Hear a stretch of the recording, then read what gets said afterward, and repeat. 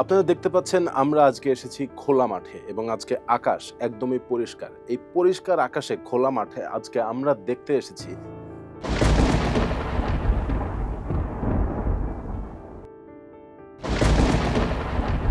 একটু আগে আমি যেটা করলাম তা হলো খোলা মাঠে বজ্রপাত থেকে নিজেকে বাঁচানোর আর কোনো উপায় না থাকলে আপনি যা করতে পারেন, কেন এই পজিশনে যাবেন এবং তা কিভাবে আপনার উপর বজ্রপাতের প্রভাবকে মিনিমাইজ করবে তা জানার আগে আসুন জেনে নেই আপনি কিভাবে বুঝবেন আপনি বজ্রপাত থেকে নিরাপদ দূরত্বে আছেন কিনা এবং না থাকলে কি কি করতে পারেন।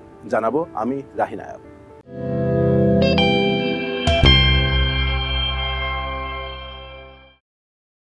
এটি হলো লাইটনিং রড। আপনার বাড়ির কিংবা যে বিল্ডিংয়ে থাকেন সেখানকার ছাদে এটি লাগানো থাকলে তা বজ্রপাতকে টেনে নিবে এবং মাটিতে পাঠিয়ে দিবে, যাতে বাড়ির ভেতর কোনো ক্ষতি না হয়। তবে আপনি যদি বাড়িতে না থাকেন এবং ঝড় শুরু হয়ে যায় তখন আপনি কি করবেন? বেঁচে যেতে পারেন যদি গাড়িতে থাকেন। কিভাবে বলছি। এটি একটি ফ্যারাডে কেজ, আগা থেকে গোড়া লোহার তৈরি।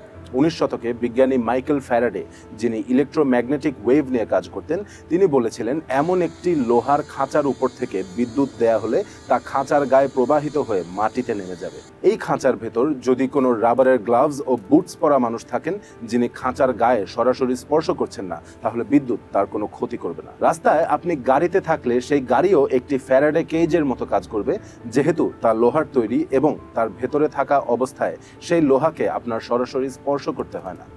তবে এটি কাজ করার জন্য গাড়িটির ছাদ খোলা হওয়া যাবে না এবং তার জানালার কাঁচ নামিয়ে রাখতে হবে। এখন ধরুন আপনি বাড়িতেও নেই, আপনার গাড়িও নেই, কিংবা গাড়ি থাকলেও আপনি তার ভেতরে নেই, তখন কি করবেন? আগে বজ্রপাতের আওয়াজ শুনে বোঝার চেষ্টা করুন আপনি তার থেকে নিরাপদ দূরত্বে আছেন কিনা। কিভাবে বুঝবেন? কখনো ঝড়ের সময় জানালা দিয়ে বাইরে তাকিয়ে থাকলে নিশ্চয়ই খেয়াল করেছেন বজ্রপাতের সময় আকাশে বিদ্যুতের আলো দেখার কিছুক্ষণ পর আওয়াজ শোনা যায়। এই আওয়াজ বজ্রপাত দেখার কতক্ষণ পর শোনা যাচ্ছে তার উপর নির্ভর করছে আপনি তার থেকে নিরাপদ দূরত্বে আছেন কিনা। বিদ্যুৎ চমকানোর 30 সেকেন্ড পর যদি আওয়াজ আসে তাহলে বুঝবেন আপনি তার থেকে যথেষ্ট নিরাপদ দূরত্বে আছেন।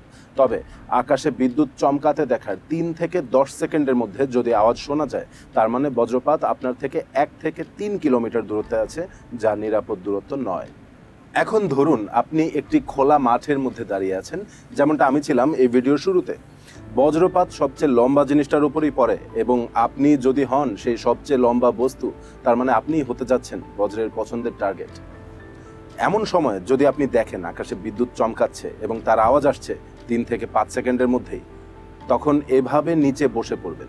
আপনার ওজন যতটা সম্ভব পায়ের আঙ্গুলের উপরে রাখবেন, যাতে মাটির সাথে সংস্পর্শ কমে যায়। ঘাড় যতটা সম্ভব নিচু করে রাখবেন এবং 2 হাত দিয়ে কান ঢেকে রাখবেন, যাতে অনেক শব্দে কানের ক্ষতি না হয়। এসবের পরও আপনার উপর বজ্র পড়লে আপনার অনেক ব্যথা অনুভব হবে, তবে বেঁচে যেতে পারে আপনার প্রাণ।